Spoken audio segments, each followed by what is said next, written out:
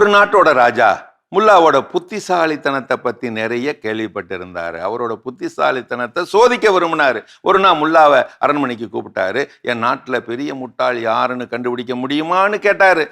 அதுக்கு முல்லா உடனே முடியும் அரசே, நாளைக்கு சொல்கிறேன் அப்படின்னாரு. மறுநாள் முல்லா ஒரு பெரிய லிஸ்டோட வந்தாரு. அது ஒரு மூட்டையில கட்டி கொண்டு வந்தாரு. அதுல என்ன இருக்கு? முட்டாளோட பட்டியல் இருக்கு. ராஜா ஆர்வமாகி அதை எடுத்தாரு, வாங்கி பார்த்தாரு. அதுல உள்ள கையை விட்டு எடுத்து பார்த்தா பேரு ராஜா.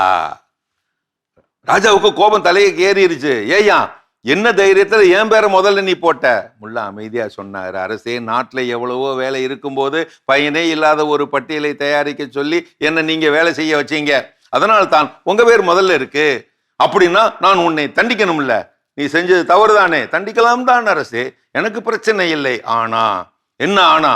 அரசே, நீங்க என்ன தண்டிச்சீங்கன்னா ஒரு முட்டாளை கண்டுபிடிச்சு சொன்ன அறிவாளிய கொண்டு போட்டாரு இன்னொரு முட்டாள் அப்படின்னு உண்மையாகி உங்களுக்கு தான் முட்டாள்னு கெட்ட பேர் வரும். அதான் யோசிக்கிறேன்.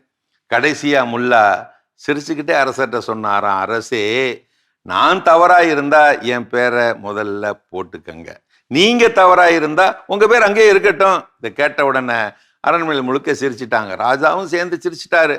சிரித்த அந்த நொடியிலே ராஜாவும் புத்திசாலி ஆகிவிட்டார். எப்படி நம்ம முல்லா கதை?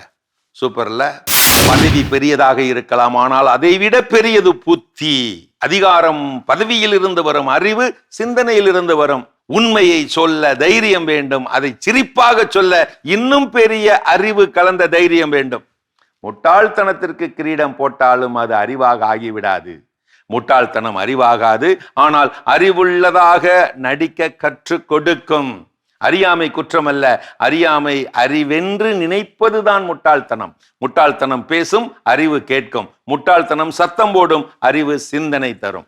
முட்டாள்தனத்திற்கு எவ்வளவு பெரிய பட்டத்தை கொடுத்தாலும் அது அறிவு ஆகிவிடாது. பெரிய நாற்காலியில் உட்கார்ந்தாலே பெரியவர் அல்ல, பெரிய சிந்தனை கொண்டவர்தான் பெரியவர். முடிந்த பிறகுதான் ஒரு நல்ல கதையில் ஆரம்பமாகிறது சிந்தனைகள். ஆம் கதை நட்புறவுகளே, ஒரு புத்திசாலியை சோதிக்க நினைக்கும் எவரும் பல நேரங்களில் தன்னைத்தானே சோதித்துக் கொள்கிறார்.